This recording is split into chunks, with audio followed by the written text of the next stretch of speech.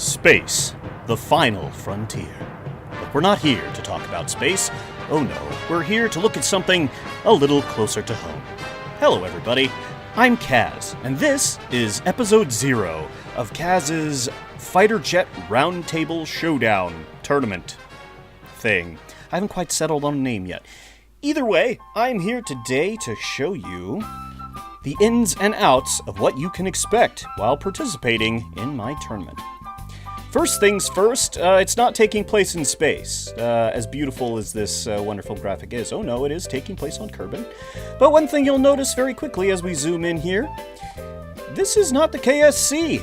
Oh no, this is definitely not the KSC. This is, in fact, the Desert Airfield. And why are we here?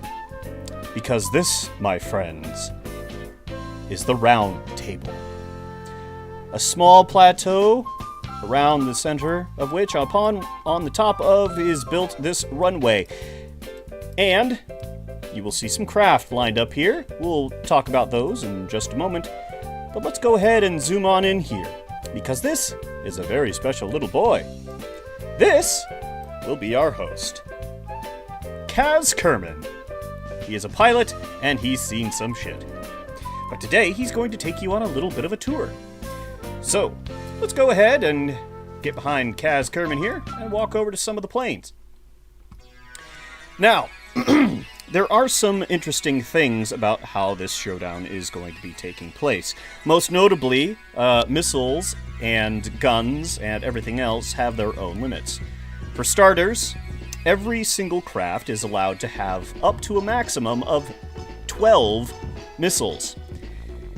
Of course, that's dependent entirely on the craft's weight and some other factors. So, let's have Kaz here take a look at this wonderful aircraft. Now, some of you might recognize it. Looks a little bit familiar, especially if you happen to have taken place in Fighter Jet Showdown Season 5.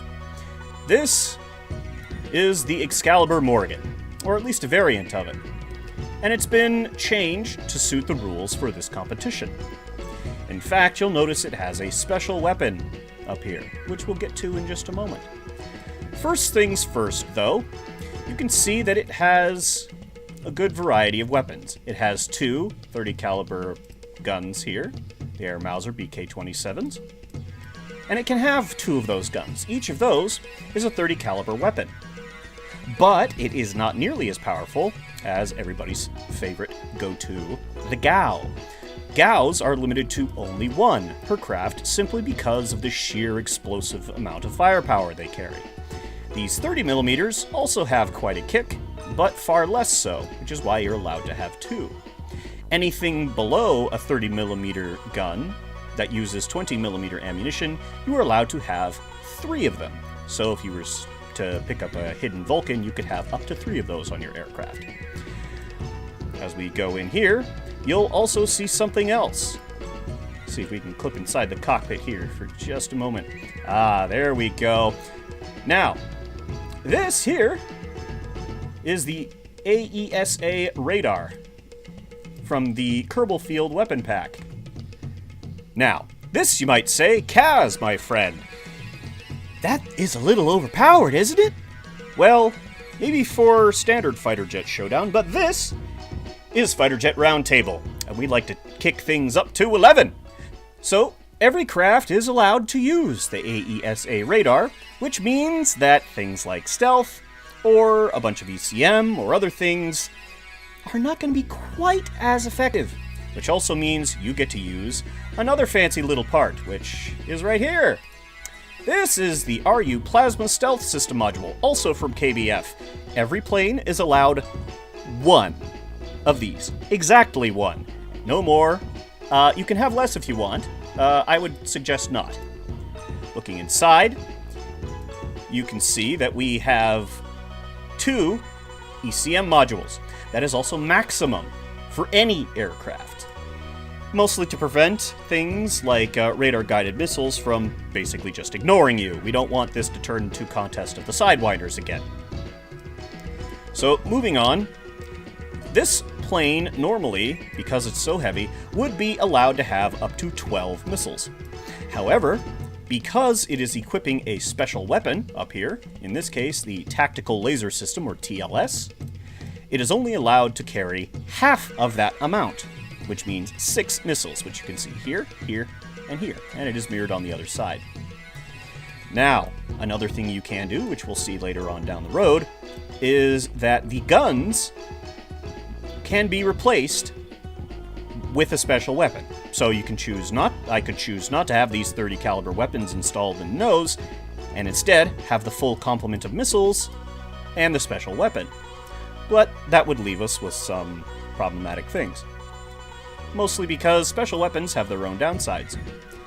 Now, walking over here to the rear of the aircraft, we'll go ahead and show off another facet. This is a trijet.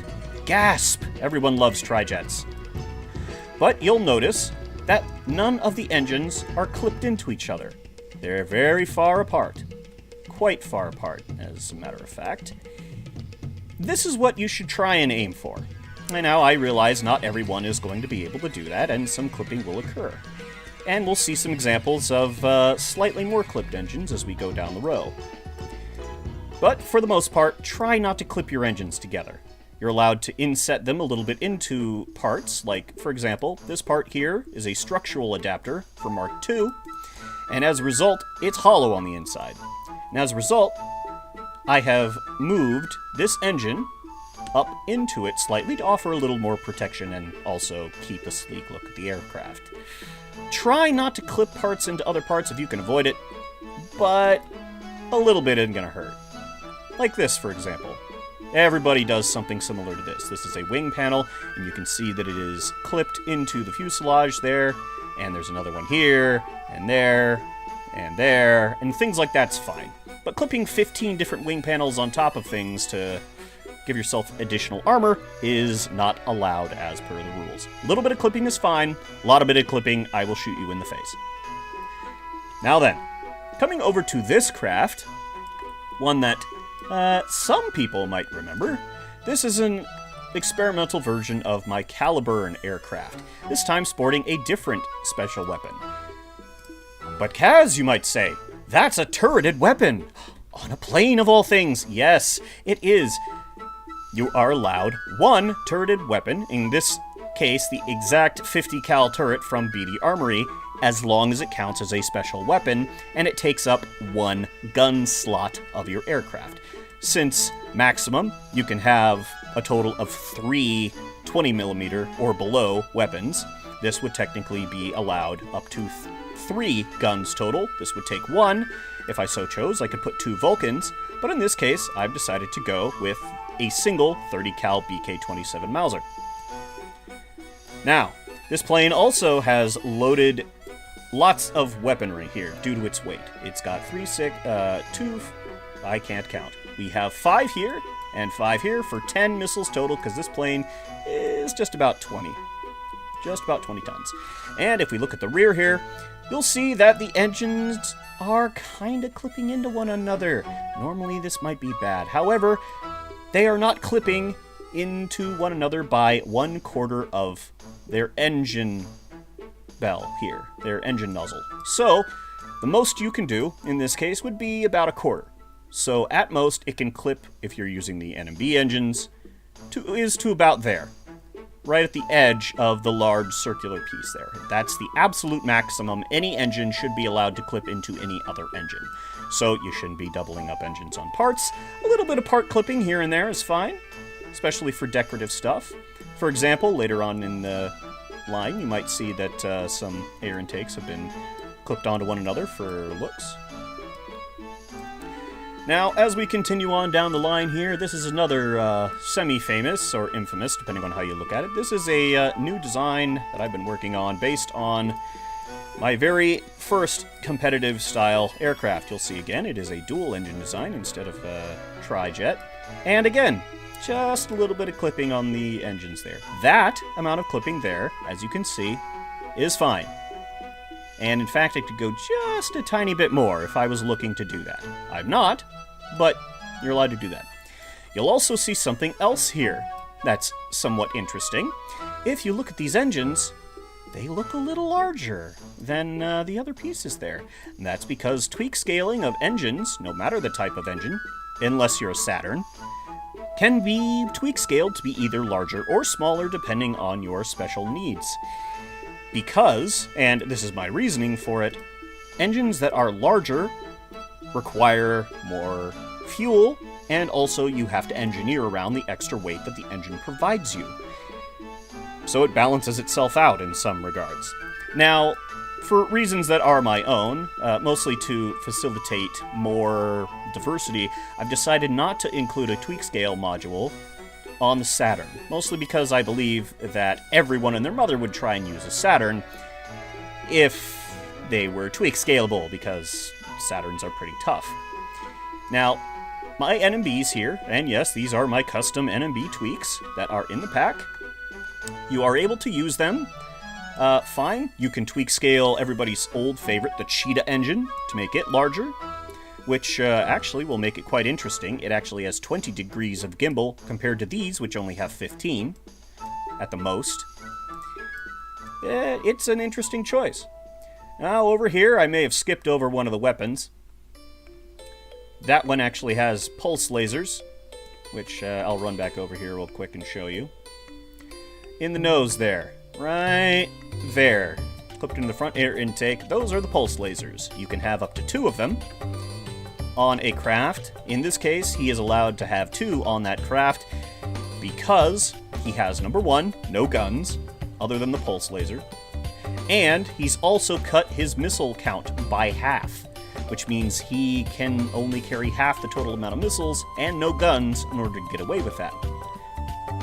And last but not least, we have another experimental design that I've been working on, equipped with the last of the special weapons, the Mordred. You might be sensing a theme with some of my plane names.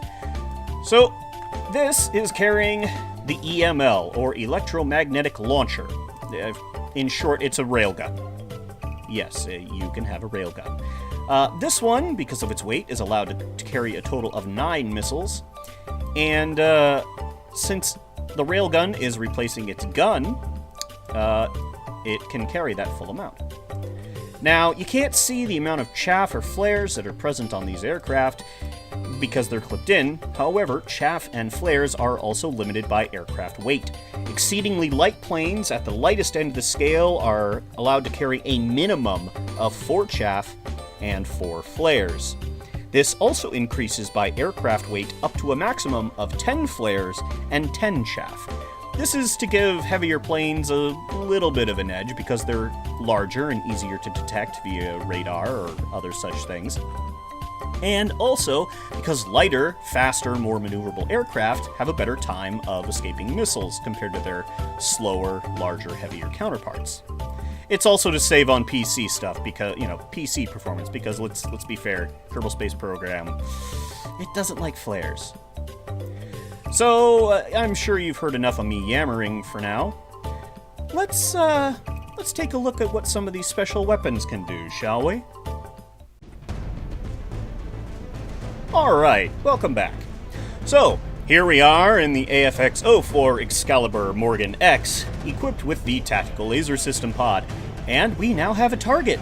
You might recognize this, maybe. This is everybody's favorite target, the XU-26 Amaryllis Mark 7 Mod 7. So, this plane proved to be fairly difficult to shoot down. You see, it has some fantastic weaponry, known as the Blessings for the Sheedan Downrange, Christmas Present for the XCal, and Unpaid Vacation for the Tsetse Fly. Well, today we're going to give the Amaryllis some presents of our own. And we're going to start with the Excalibur Morgan, giving it a present using the Tactical Laser System pod. So, without further ado, let's see what kind of damage this baby does. You'll notice that it does a significant amount of damage, but it does need to remain on the target in order to do that. You know, guys, I don't think the Amari really liked my present very much. Nope. And here we are again, ladies and gentlemen, this time with the AFX-01A Balmung Mark I, which is a new design based on the first design that I ever created that could take down the Liberator. This craft is equipped with, as I said before, the dual pulse lasers, or PLSL special weapons. And once again, we're firing at the Amari, giving it some more love. Let's go ahead and see what this weapon does to it, shall we? Assuming I can get it lined up correctly. Okay, come on. There we go. Ooh, that looks deadly. Bruh. Oh, and the Amari looks like it's lost some weight. Ooh, and goodbye, Amari. Why you bullying me?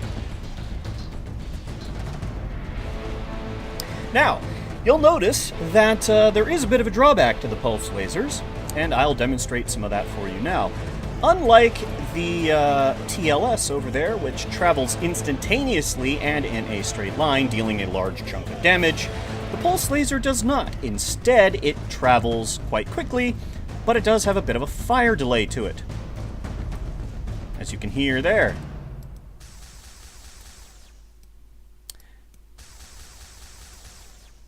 You'll also notice that the weapons will overheat over time, as you can see down in the bottom left. And then they take quite a while to cool back down before they can be used again, which is one of the reasons why it's a bit of a trade-off to try and use it in place of an average gun. Now, I will say this much, though they have a very low fire rate, they do have a pretty fast projectile velocity, which we can see there. Alright, not too bad, right? Well, last but not least, let's go ahead and take a look at the EML, or Electromagnetic Launcher, the Railgun. And finally, we're here with the AFX-05 Mordred X, loaded with the EML, and we're firing at the Amaryllis. Let's see what it does. Let's try moving it a little farther away, shall we?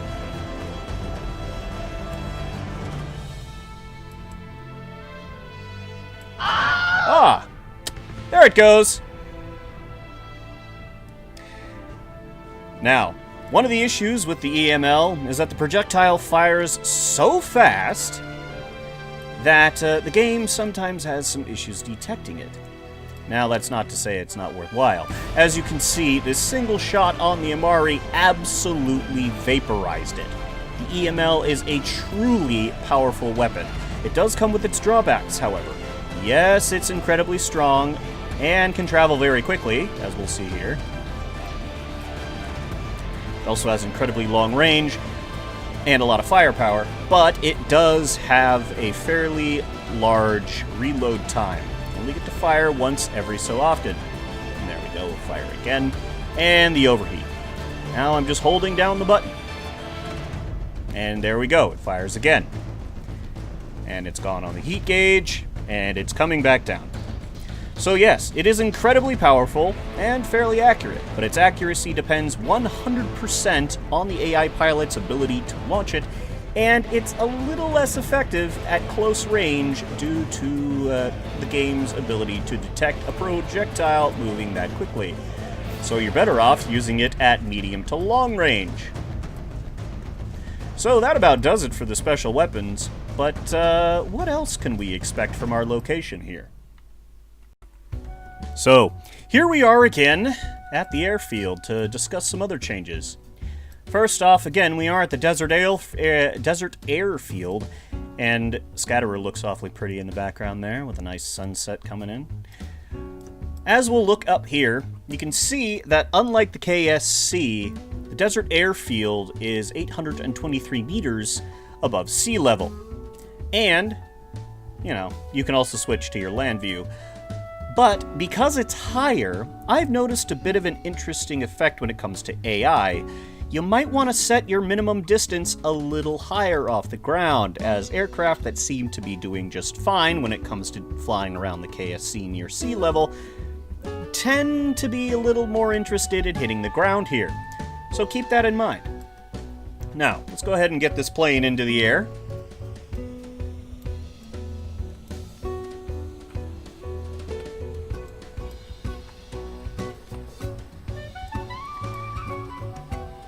Something else to keep in mind as we fly around this area here. Pretty light on the polygons, which is rather nice for me.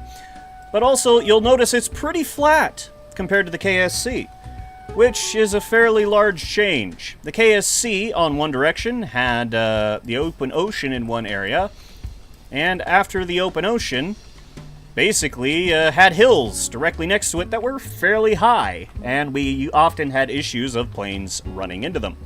Now, this whole area is surrounded by some light hills, but they're not very high, which means that if you are going to get into a fight with somebody in this, well, expect to, not have to worry as much about hills.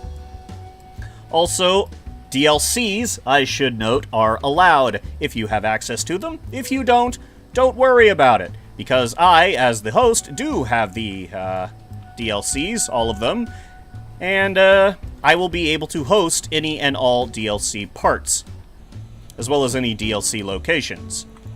So, while one might argue that gives, a small bit of an advantage to people, basically the only parts from DLC that might have any kind of impact on this might be the hinges, because people might want to make some F-14 swing wings, which honestly I think would be cool, or perhaps maybe some custom weapon bays or something using other parts, and I think that would be really interesting. Can't speak for everybody. And last but not least, every battle will be run on my computer with Scatterer, which means we're going to get some beautiful effects like this. We're talking sunrises, sunsets, and night fights! That's right, we're going to have fights at night without having to destroy planet Kerbin. You know who you are. Don't do it again. Now then, there will be some hiccups as we try to overcome all of this. Some of these weapons and things, mods that haven't quite been tested when it comes to anything like Fighter Jet Showdown. So there might be some bugs, there might be some exploity bits of some kind that I didn't foresee, and admittedly, since everybody has access to them, well, it's not really that much of a problem. However, if there are some things that appear to be too much for us to handle in fair competition, I will seek to amend rules and other things to make sure that everyone has a fairly fair and balanced experience. In addition to that, if anybody has any additional questions, they can check out the links for KRF in Jimmy's Discord. There you can find the links to the mod pack, links to fixes for the mod pack if they are deemed to be of use, and also a link to the rules. There you can also ask questions and talk to other people that are interested in participating. In the end, I hope everybody has a fun and enjoyable time as we seek out this new adventure. And I hope all of you will come and join me in this exploration of a new frontier of fighter jet awesomeness. I've been Kaz, and until next time, have a good night, everyone.